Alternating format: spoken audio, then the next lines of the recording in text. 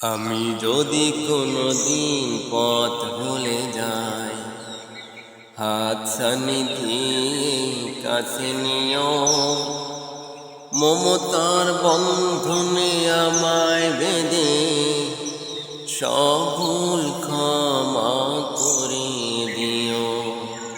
আমি যদি কোনোদিন পথ ভুলে যাই, হে রাসূল তোমাকে ভুলে আমি কেমন করে, হে রাসূল তোমাকে ভুলে আমি কেমন করে।